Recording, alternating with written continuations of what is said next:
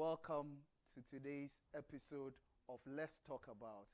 This is your weekly program brought to you from the Trinity United Church on the premises of Trinity Theological Seminary, where we get to talk about all the things that a Christian goes through as far as their lives are concerned.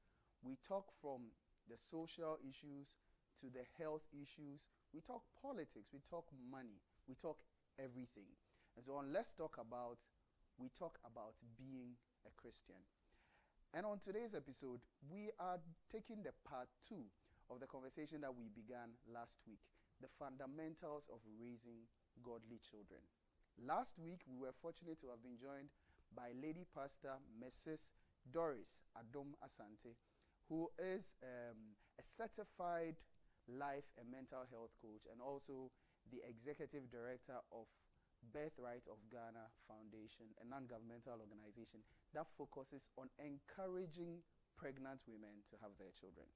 Today, we are fortunate to be joined by a whole family, and they are to tell us their story on how they have managed to raise godly children and how those children have now grown up and are also raising godly children. So we have 2 generations in the house today, and I'm very happy, I'm very glad to have this conversation. We are joined in the studios by the Ofori family, and I would want to welcome Dr. He says he's retired, but yes, Dr. William Ofori. Doc, you're welcome to the show. Thank you. We're also joined by Mommy, who is also a retired licensed nurse, Mrs. Mary Ofori. Mommy, welcome. Thank you very much. Yes, and the product of their marriage, who is one of us also in the church, one that we are very proud of.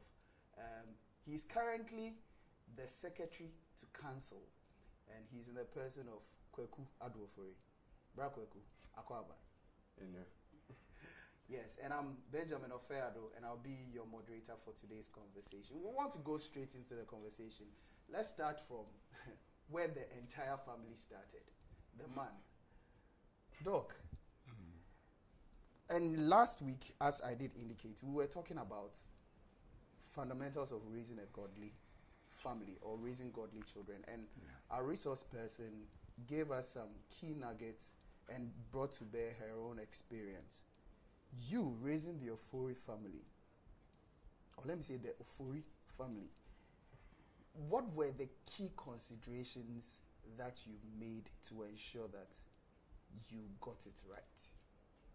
Yeah, by way of introduction, I'll say that I come from an old Presbyterian sort of stock. Okay. On both sides, Okay. father's side, mother's side. Yeah. My great-grandfather was a pastor who started the church, Presbyterian church, in our village, or it's not a village anymore, Latte. Oh, Latte is a big town. Yeah, it's not a village, yeah. His son, who was my grandfather, was a catechist. Okay. And my own father, when I was born, was a headmaster, but he was ordained as a pastor later. Yeah. On the female, or on my mother's side, my mother's father was a synod clerk of the Presbyterian church at one time. So I was born into a sort of a Christian atmosphere. You couldn't escape from it. Okay. When you went to my mother's father in Mamfi, it was even worse. If you went to Accra to my father's father, it was the same thing. And my father himself was, as you know, Presbyterian. Yes. Discipline was written in capital letters. That's right. And so we grew up in this atmosphere, you see. And the family, my family, we were about 11, a football team. And we were brought up to know Christ or to know God. We were disciplined, we were trained to be respectful, to be, all the works. So whatever the lady was talking about last week, Yeah. we experienced all those things. And being born into such a big family, I was somewhere in the middle. The first two were females, the next three were boys, and you know boys. Yeah. Wanted to escape all this stringent sort of thing, but you couldn't. Yeah.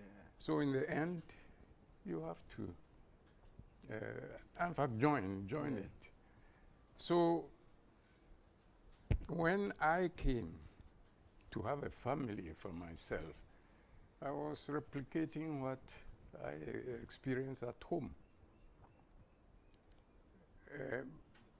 We're never counseled, my wife and I, like they do it Presently. comprehensively presently.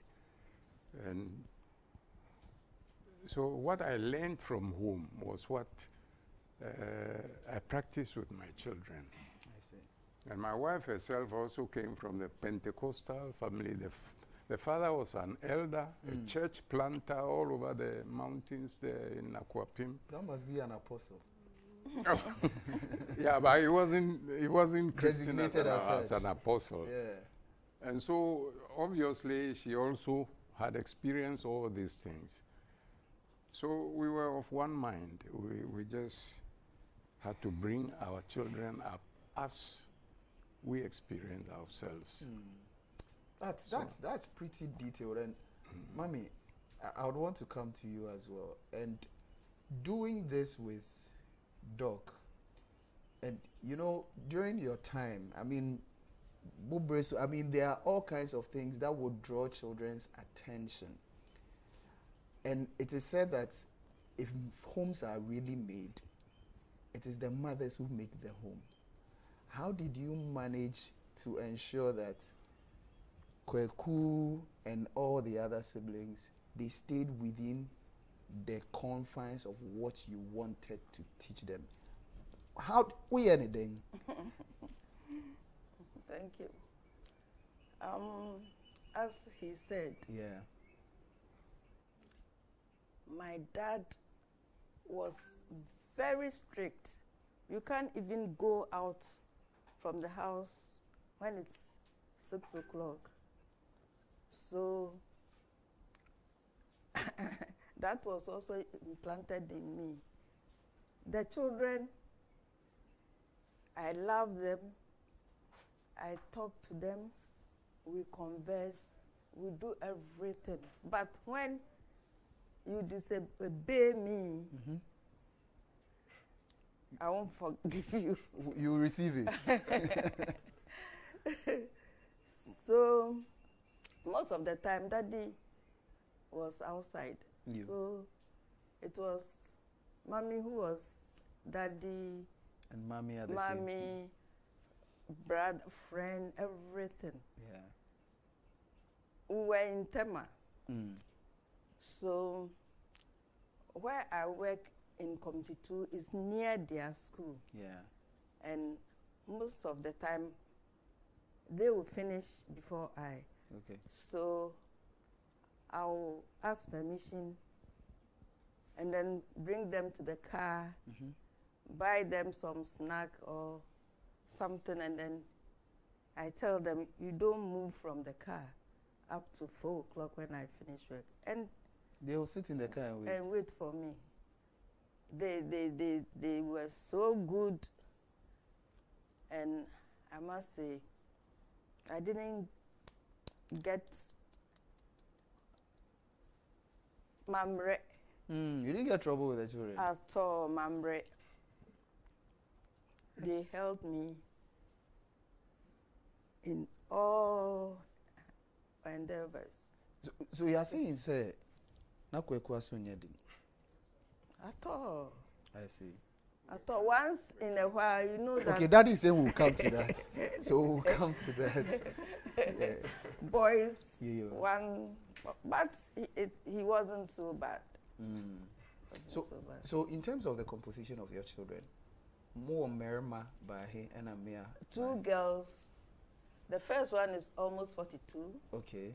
and then second girl, and he is the last one. Okay. So he had 3 children. 3 You have children. 3 children. Okay, I see. And I want to stay with both of you a bit longer before I come to Kweku. And you know, now, for a lot of people, some of the very new things that they have to deal with is the fact that parents tend to be very much away because of work, and they have to travel and other responsibilities they have in church or in other social groupings. There are some people who are with, let's say, Full Gospel, Men's Fellowship, International, some of them who are in all kinds of associations, Toastmasters and all of that. All of those social responsibilities coupled with work and also church responsibility. Listening to you, I hear clearly that you were very much involved in church. How did you manage being involved, having those responsibilities, having your work, and you have even said that daddy was almost always traveling? How did you manage those instances of absence with respect to raising your children? That's what I said. Everywhere I go with them. I see. They are in the car. I tell them, don't move. You can even do your homework in the car. They agreed and helped a lot. Whenever I say something, and then, especially the first one is very calm. Okay, mommy. They don't complain.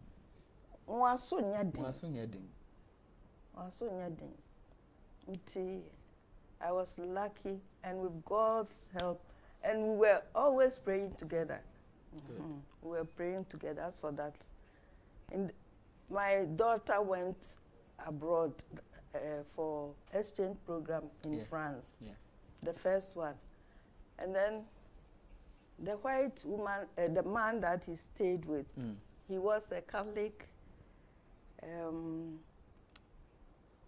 choir master or something. Okay. So he told Era, if I knew I'll get somebody like you, I wouldn't have gone on retirement. I would have stayed with you in the at work to look after you so that you school in France.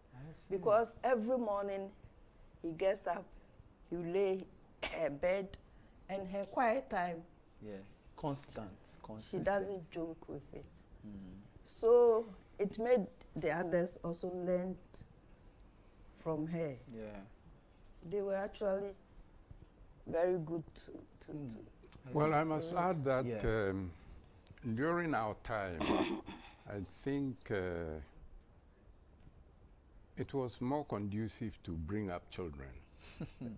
What is happening today with the internet and TV and other peer pressures and so on weren't there. You see, when we were growing up, when we grew up mainly in eastern regions, Suhum and Asubwa and so on, the populations were small. You lived in Salem, everybody knew you, you knew everybody. If you go and do something outside, by the time you get home, I don't know whether it was bush telephone or whatever, somebody would have reported you already. And when you are asked and you lie, it's trouble. Because that was part of the training, to train you to know what is good, what is bad, and to train you to be respectful, to train you to be responsible. All these were done in a slow moving pace. You know, it wasn't as fast as now. We walk to school, you walk back home. Even during the break, you can come home and grab something and go. Well, here, some people live in Adenta and they have to go to school in Dansuma or something. You know, it makes it difficult and it exposes the children to things which are not. As I said, we inculcated in them all these things, yeah, to pray, to know God, to be taught, read your Bible, memorize some verses, and all that. I'm not saying that we were as successful as, or we did it as strictly as was done for you. Was done for, because the times had changed. Yeah. You know, there was, and so it was more or less a closely knit family. Yeah. You could discipline them. You could just, keep them under control. And like I said earlier, when they were very small, Kwaku was 3 when I started traveling, because I had to provide for them. I had to, and so more or less I was an absentee father, physically, yeah. but I wasn't absent. That's correct. Where I worked, there was no internet, there was no cell phone, nothing. If you wanted to call them on the phone, you had to book the call. At the post office? At the post office. And then they would call Accra. Yeah. And Accra was the only place they could call. And then the call would be relayed to, say, Tema, and inform the people you wanted to talk to wait, because a call is coming and so on. But I was in constant this thing with them. It was so difficult, so that I resorted to recording speeches on cassettes. I see. Advising them, or, finding out how they did. Some of the cassettes were stolen at the post office in Accra or whatever. So, the times changed. It was only for about 10 years, I was going up and down, up and down. It was maybe in my last year that I had a direct telephone link with them. But this woman did a human's job. He kept the family together. As we didn't sit down to plan, you have to do this and you have to do that. But since she went through the mill, like I did, she knew what to do. I hardly ever caned this guy, But she was stricter. Yeah, she was stricter. I said, don't spare the rod and spoil the child. She was stricter.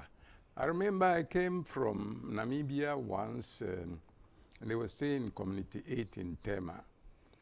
And a neighbor called me, an elderly man called me and said, look, your wife beats the children too much. I said, I think she has a reason to beat them. Yeah.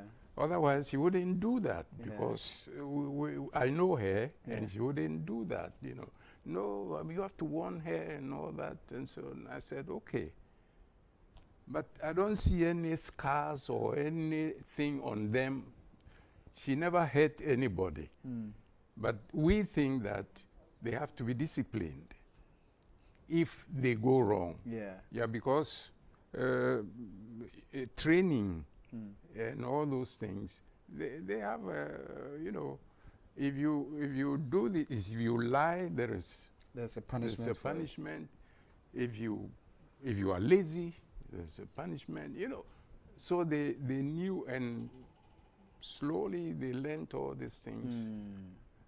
So these days, the children are more left on their own to do as they wished, and when they go out with their friends and so on, they may pick anything if they have not been actually disciplined or trained in the house. They can pick anything and come back. So interesting. I wanted to pick your mind lastly before I go to Kweku on the teaching them to pray bit. There's a certain concern a lot of parents have. Having joint devotion with them, and also inculcating in them the ability to, by themselves, have their quiet time. How did you balance that, the joint family devotion, with also teaching them how to, on their own, have their personal devotion?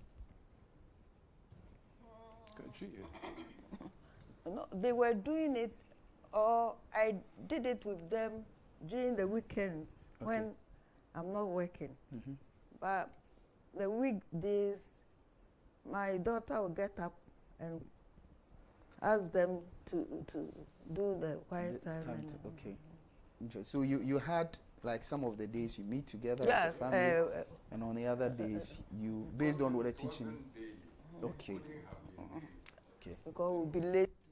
At least when you have the time, you do it together, and you tell them why you are doing these things and so on.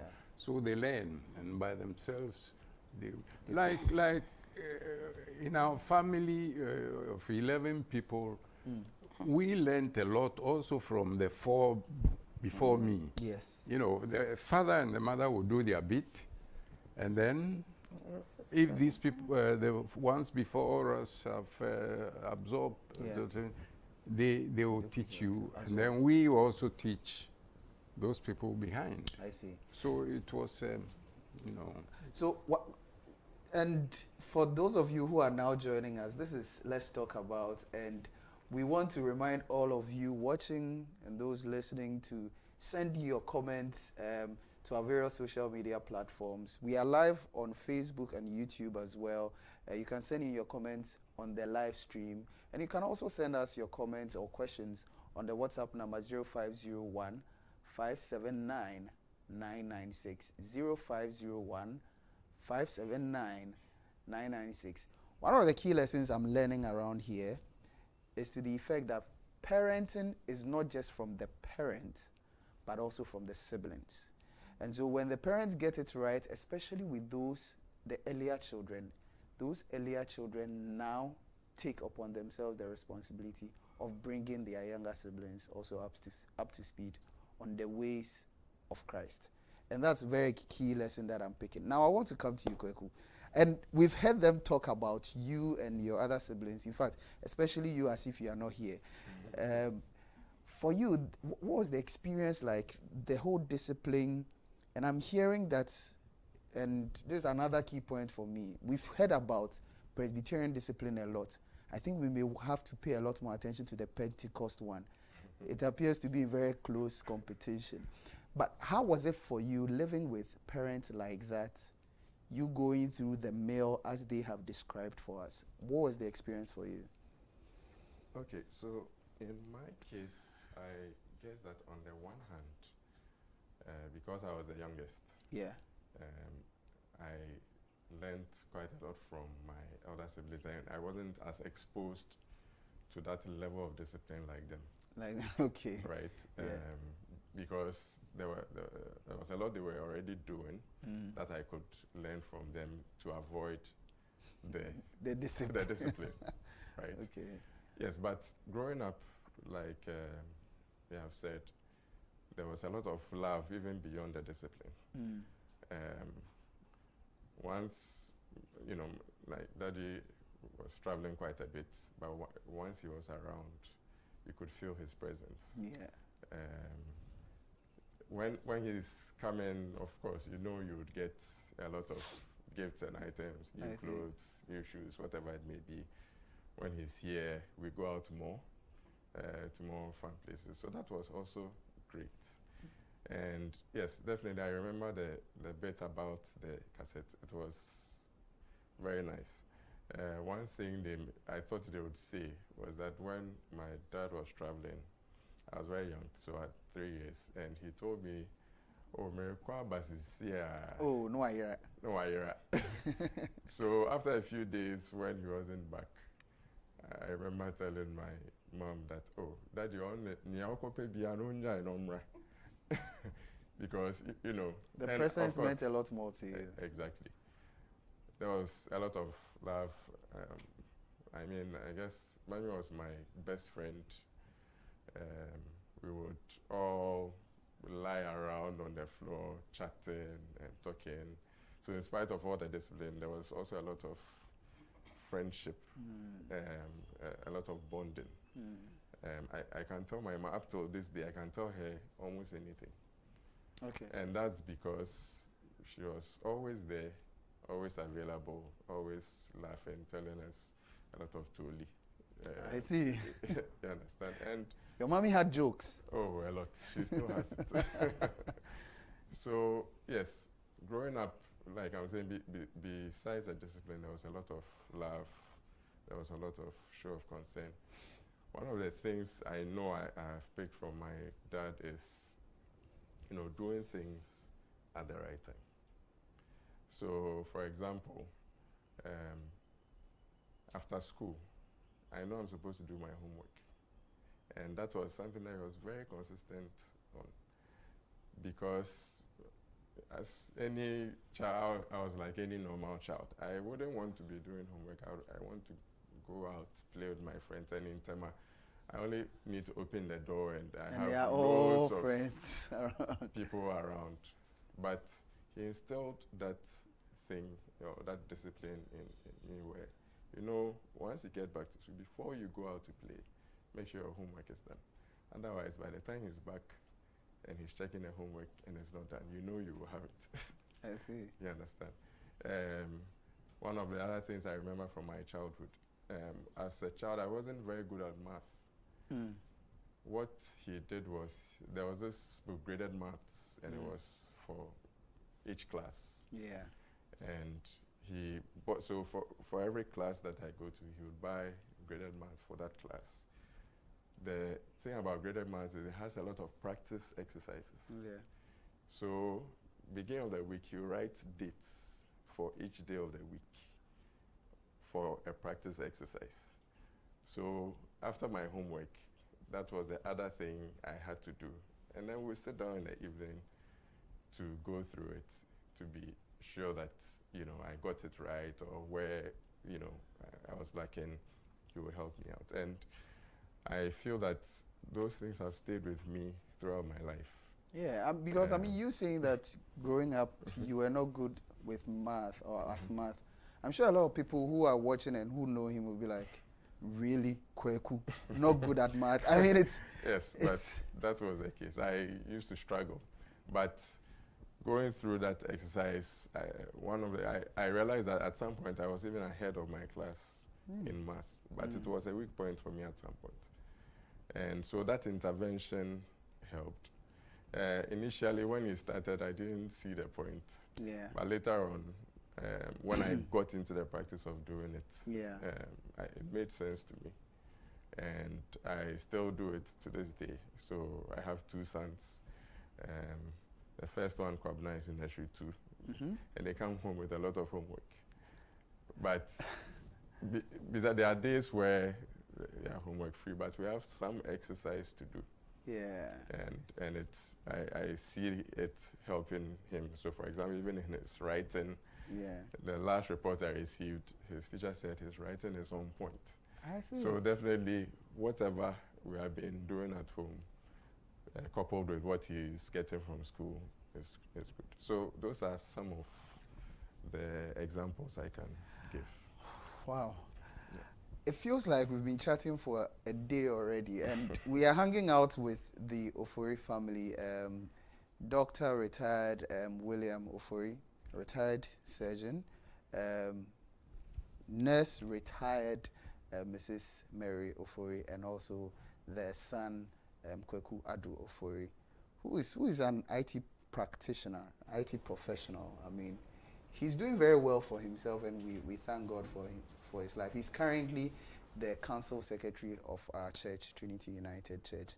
And we've been talking about how to bring up godly children.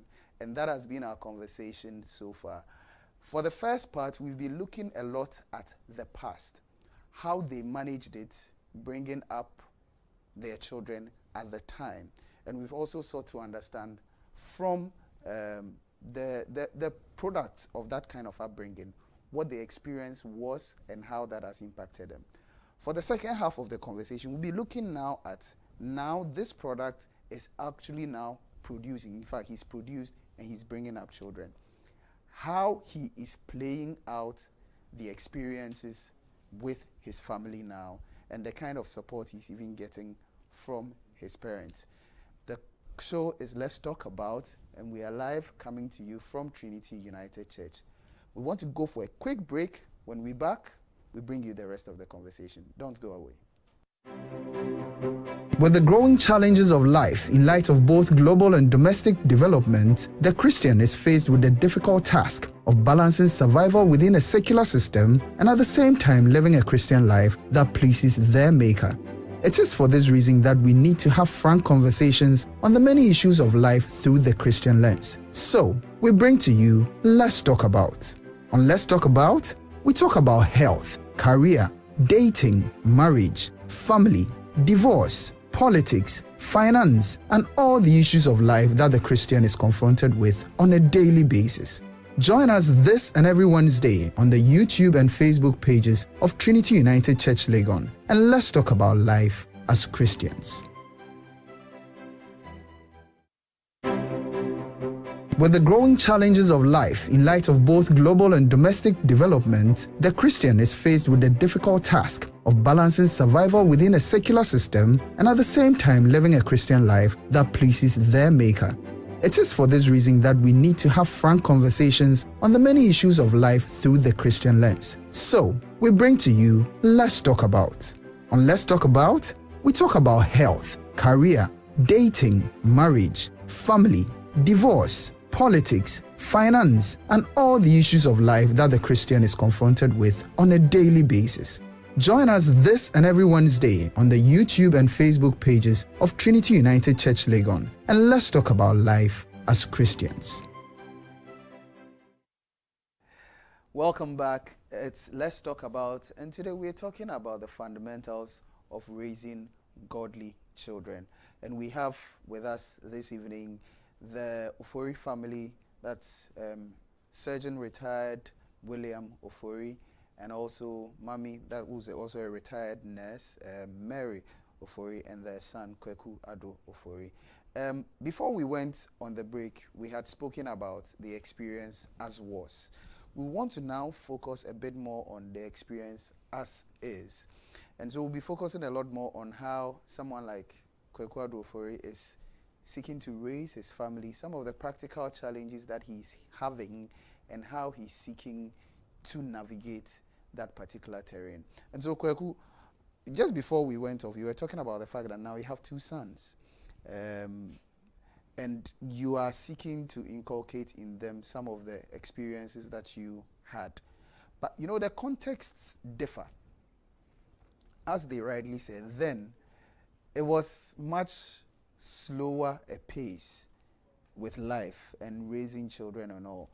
But now it's become, the whole world has become a very small place. It is very competitive. You have families in the China raising children that your child would have to be competing with, among other things. How are you navigating this terrain? I mean, with the kinds of experiences you had with your own upbringing. Okay, so yes, I mean, I'm a parent for the last 4 years or so, and it's challenging and confusing. You know, in this world, we have so much content, devices, and you know, I am into technology. Exactly. And so sometimes I really struggle with striking a balance, right? Because when I was younger, I didn't have any of those challenges. Last time I asked my wife, how are we managing as children without these phones and everything? Because, for example, both my sons, as young as they are, can pick a phone, you know, navigate to, let's say, a YouTube Kids app or some other play app and find the content they want. I mean, Kofi is barely speaking. He's now saying like a lot of words, not even, but give him a phone and he can express himself almost fully, right? And as a technology professional, sometimes I struggle because it looks all nice and good and great. Yeah. I feel that, oh, well, they may be able to take after me. Yeah. But you also realize that it robs them of so much. So, you know, interacting with others, as in given the choice of a phone and interacting with others, They'll definitely go pick with a a phone or a device. So it is challenging. But then to your point, again, in this kind of world where someone from another country, for example, can come and eat your lunch here, Yeah. how do you strike that balance? And the truth is that it's a struggle, but you try and understand what is going on a day-to-day basis and make adjustments. So with the devices, for example, I am quite strict. I try and restrain them from having access to the devices, but you cannot always do that because, for example, sometimes you are trying to get something done. For example, I work from home. Yeah. So sometimes I'm in a meeting and you want to distract them, so you can. So that you yourself are not distracted. Exactly. And so sometimes you end up giving it to them. Yeah. And that is one of the struggles. The other thing is that they get so attached and so focused on it that the moment you take it away from them, it's one tantrum to another. And you ask yourself, then why don't I just give it to them and be free, you know, to do the other things? But it hardly works out that way. I mean, the long-term effects of it, and I have even seen it in my son at some point until when I decided that this is no longer happening. And obviously, I've also seen a change after they were denied of that device. So it's challenging. I was at a PTA last Sunday, and on the school front, what they are saying is that screen time or screen aids, screens have become an aid to them. So even to the point where when they have to teach a Bible story, the teacher may introduce it, and then they move on to the screen to help them to assimilate whatever it is they, you know, have the experience of what, you know, It's being spoken about. It's being spoken about, and they find that that sticks better, and they find that you know, the children are able to express themselves or express what they have learned much better, right? And so you always find that challenge, and you try to figure out what you may do alternatively to ensure that you still get the best out of them. Yeah. And I mean, when I look at you, right, I see that you sit at a very opportune place to understand the different demographics when it comes to young people. You yourself, you presently have children who are pretty much like toddlers. Yeah. And you have had the opportunity to serve as the Youth Fellowship Vice President as well as its President. So you pretty much led young people. And now you are serving as Council Secretary, where together with the rest of Council, you are formulating policy for the entire church, which includes the youth. Yeah. From your interactions with young people, what have been some of the key challenges as far as their upbringing is concerned, which is, for instance, impacting them negatively, that you think you needs to be brought to the fore for parents who are bringing up young people? They may not be necessarily toddlers, but young people generally, Sunday school, junior youth fellowship, that we need to be paying more attention to in terms of some of the practical challenges. Okay. It's a very pertinent question, and I'll cite some examples from my time as Youth Vice President and President. So growing up, for example, there was never a case where I was sacked from school as a result of school fees, like as in non-payment of school fees. But unfortunately, as president of the Youth Fellowship, and even now as secretary to council, I find that comes out quite a bit. We have a lot of young people, youthful people, who have absolutely no parenting in their lives, as in it's almost non-existent, to the extent that they have to follow friends and other influences to be able to live their lives or to make something out of them. Personally, I have had to pay school fees for several people to keep them in school. I mean, that's just, by the grace of God. Yeah. But I've seen too many cases of that, and I don't know why that is happening. That is one. On the other hand, again, related to the almost non-existent parenting, I see a lot of young people who are highly influenced by their friends and what they do. So they end up in a very bad shape. And these are people here with us, as in this church. These examples are not from other places. These are from people in the church. So young people are going through a lot, I never experienced any of the things they are going through, and some of them have to do some very, what would be the right word, crazy things to be able to make a living, to stay in school, to find work to do after school. And I feel that as a result, we are losing quite a bit of our youthful and young people to the world, if I may put it that way.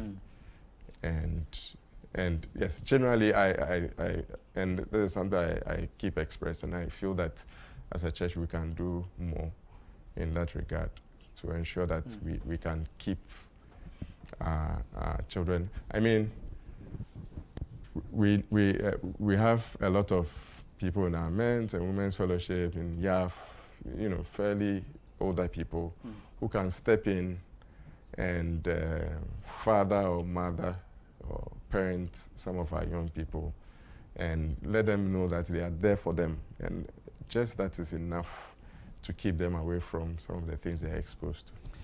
And once again, staying with you, do you feel, and this I'll bring to you as well, do you feel that there is a certain disconnect between the older generation and the younger ones, such that the younger ones feel that the older generation does not understand or appreciate their context, the reason for which even when they have a challenge, they would rather resort to their peers as opposed to the older generation for some support?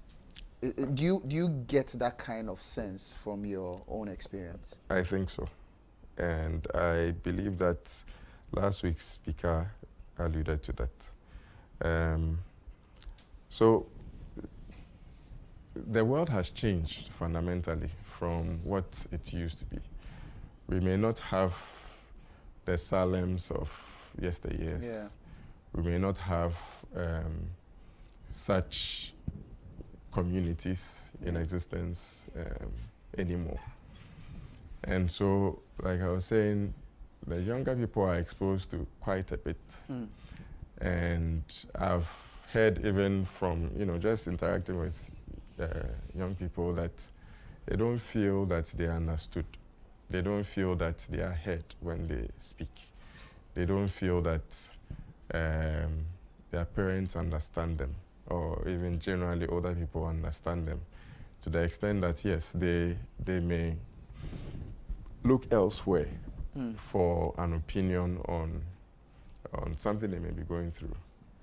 And so that is a pertinent issue that I feel as a church, or the church generally, should have a response to. I'll come back to you on this, but Daddy and Mommy, when you hear some of these things, about the expressions of the younger generation about the older generation in relation to their present context.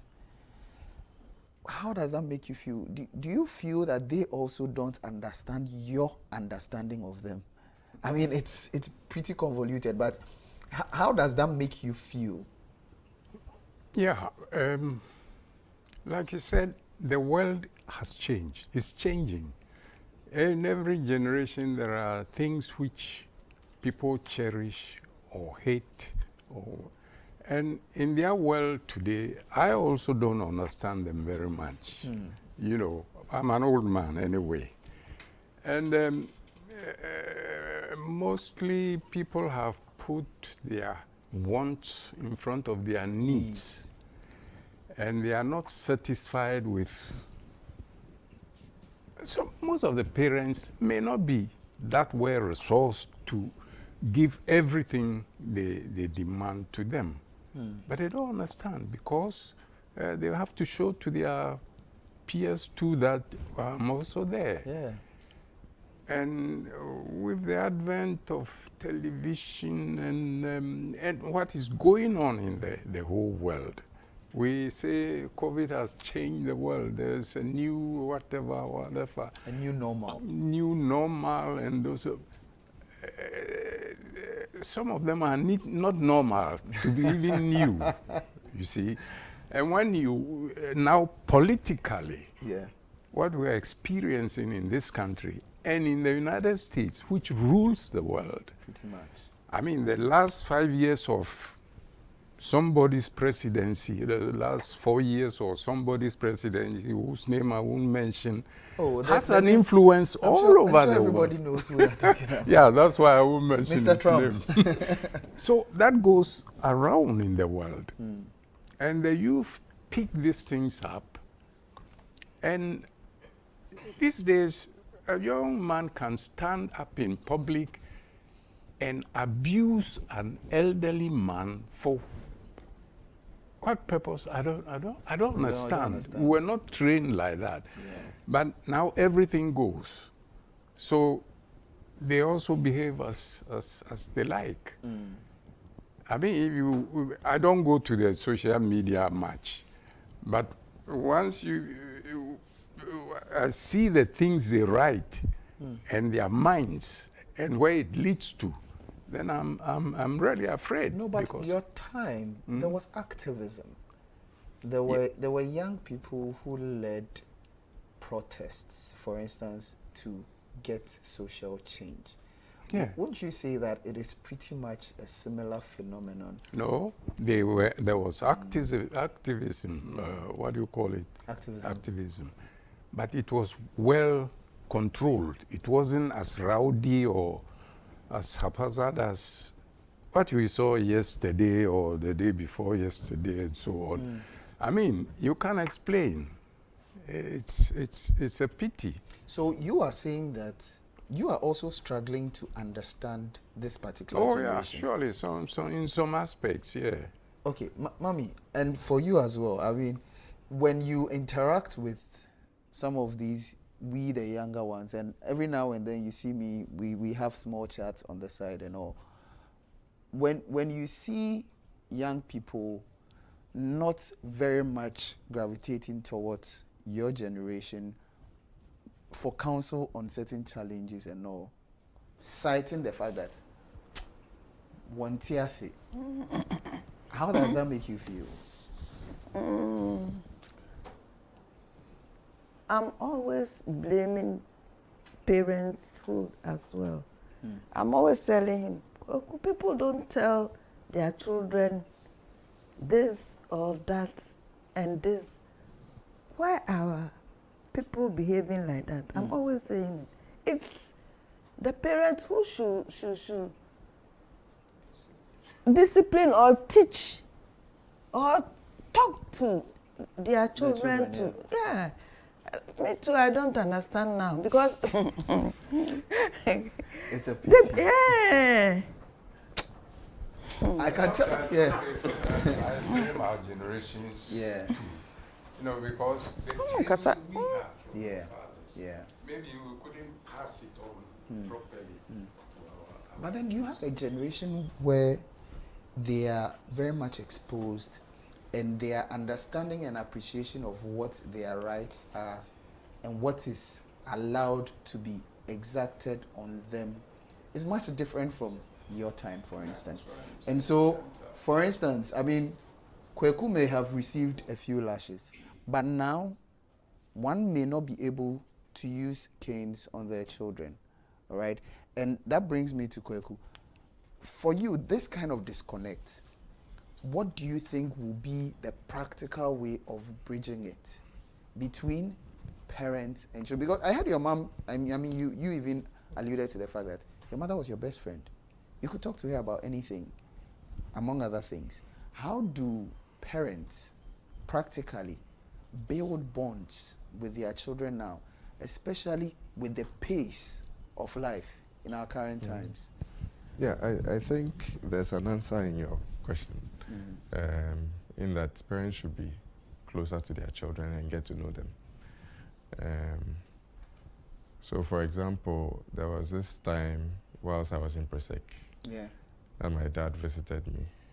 So we're seated in a car and just chatting and laughing. And I mean, for me, that was very normal. But on Monday, when I got to class, a mate of mine who had seen me with my dad said, I saw you with your dad and you were chatting, and so I can't do that with my father. At that time, I did not understand what he meant by that, because for me it was very natural and something we do. But now I do understand. I believe that we should be closer to our children. We should be our children's friends and brothers and sisters. Get to know them at their level. Get to understand their issues.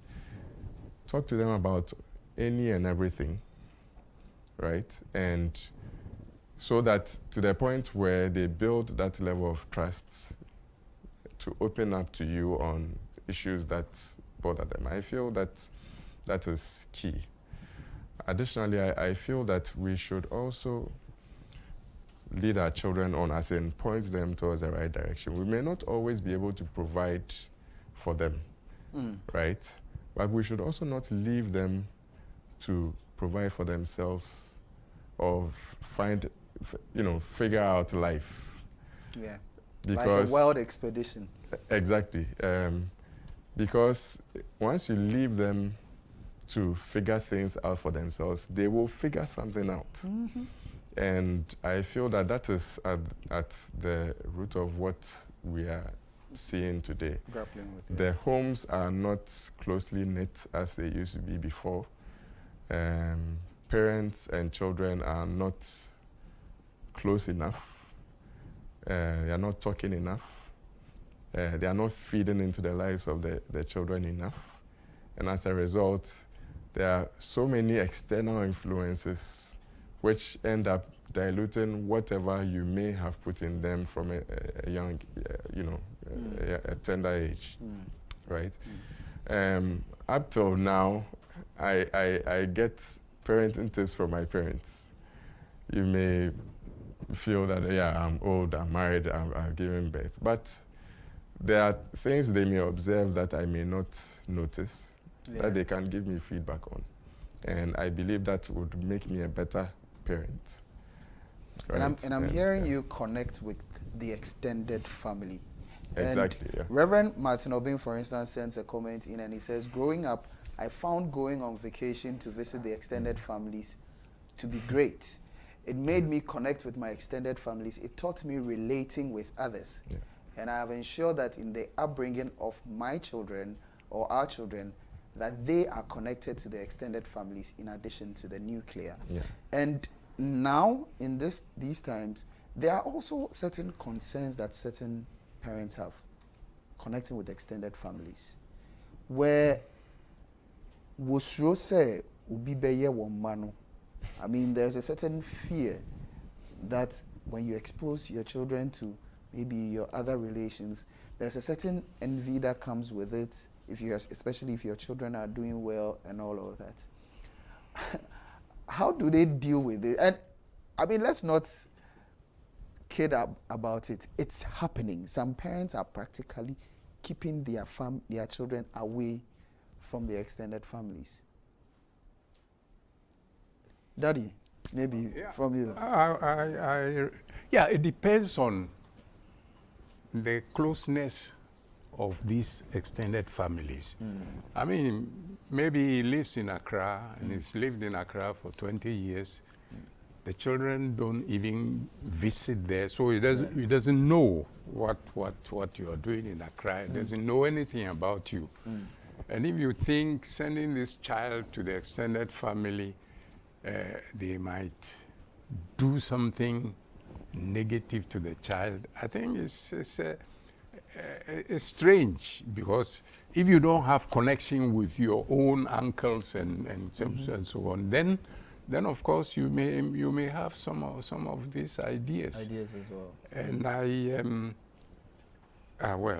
not going to talk about my time, you know. But Mommy, yeah. Sending my children to my dad. They tell me that place was the best place for them. Yeah. They were going on holidays. They go to Mampong. They go to her sister's place in Laboni when they are on holidays. One in Dansuman, the late brother. They were going. I was sending them there. And So if I may add, I believe that even that leading comes from parents or comes from parenting. In my case, like my mom is saying, I was sent to Mampong. We would go and spend time in Latte. Nothing happened to me. I'm here, right? So, and I won't find any difficulty sending my sons to my sisters. Because again, we share that bond. We have been close since we were young till this day. We talk almost on a daily basis, right? But if you do not get that right from home, in the family, that is when you may have some of these issues. So the family is key. I believe that the environment and the atmosphere for building bonds, being friends, being a family is key to all this. And if we can, let's go back to building stronger families. And I believe that, but again, the current world as it is has its influences. But let us try and keep some of these. I find that it helps. Kingsley Nete says, training of a child starts from the home. And it goes without saying. And for me, one of the things I'm hearing and from you is, when the love is properly propagated within the family, the children, when they grow up and they have their own children, it does not become a problem letting their own children visit or go on vacation or holidays with their siblings. But if it is not had right among the siblings when they were being brought up, that's when subsequently, when they have their own children, it becomes difficult for them to even be comfortable letting their children relate with others. Because it's been said with a number of persons whose children went on vacations or holidays, and it was then that they picked certain vices. And so in such a situation, how do you, and maybe this one, last one with you, Kweku, how do you ensure that you are comfortable sending your children to go out to other places? Because now, even if it is not with your siblings that they are going on holidays with, they are significantly exposed to anything that you called a vice, just by virtue of the fact that they have a device. All right. So how do you not necessarily insulate your children from these vices, but help them to be able to navigate through them? So you can't insulate them. That's the truth of the matter. But you need to get the fundamentals right. And I believe that is the reason why we're having this discussion. Discipline-wise, discipline will start from home, so that when they go to school or they go to other places and they are disciplined, they know that it is good for them. Kweku, you know, and because of want of time, Okay. when they say discipline, a lot of the time it's sticking with the rule. Beating came in very significantly during their generation. For your generation, what constitutes discipline? I'm actually, so again, I will make reference to last week's discussion. I believe I heard that, you know, set rules and then be consistent in the application of whatever the consequences of breaking those rules are, right? So when I say discipline, I'm not necessarily talking about beating or something, but discipline again, so if I were to give an example, when my son wakes up, there's a routine that he has to go through. Okay, he has to brush his teeth, he has to take his bath, dress for school, and we repeat that. So now when he wakes up in the morning, he will tell me, Daddy, brush the teeth, right? It's because... He has an accent.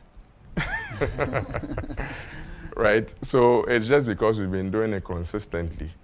So now he's gotten into doing that. So what I'm trying to say is that let's start from home. Let us get the fundamentals right. Let us build on the principles. Pray with them. Read the Bible with them. Explain concepts to them. Get them to understand what is right and what is wrong. Also pray for them, because when they go out there, you may not be with them, but you can only hope that God himself, who looks after all of us, will look after them when they go out, and they would be fine. Thank you so much, Kweku. And Mommy and Daddy, let me give you final words in a sentence or two. What would you say would constitute the fundamentals of raising a godly child? To wrap up, maybe start with you, Mommy, so that when opening the Guari so Mommy, the with principle, you first. Love,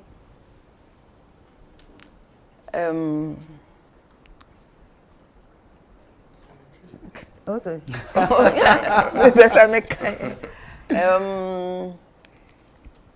discipline, Yes.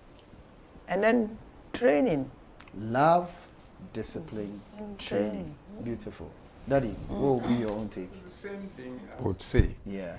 Because if you train a child, children are not necessarily going to listen to you, especially around 4, 5, 6. They want to do their own thing. But you have to instill into them by training them that this is right, this is wrong. If you if you go out or if you want to go out, you have to ask permission. You have to know, let your parent know where you are going and where will you be. Don't steal. If you want something, ask. And so many, all these little things. Don't be lazy. Like Kweku said, when you come back from school, you have to do your homework before you do something else again, after you've eaten. They are not big deals. You know, there are little things so that the child would know what constitutes obedience and respect. Respect is also very important. Wow. So that's been our conversation for today, and we've been talking about the fundamentals of bringing up godly children, and we've had the Ofori family hanging out with us this evening. We've had Dr. William Ofori, who is a retired surgeon, from whom today I've heard the most speaking than I have ever heard my entire life knowing him. All right. And also Mommy, Mrs. Mary Ofori, who is also a retired nurse, and their son, Kweku Ado Ofori, who is also an IT professional and who is the current secretary of our church council. And it's been very exciting. For me, it's been nostalgic, some of the things they've spoken about, looking back on my own upbringing. And we thank you so much for making time to join us, have this conversation. We thank you for your contributions and your questions as well. We hope that, although a lot of questions didn't come, it's indicative of the fact that we, in the course of the conversation, we attended to almost all of them that you had on your mind.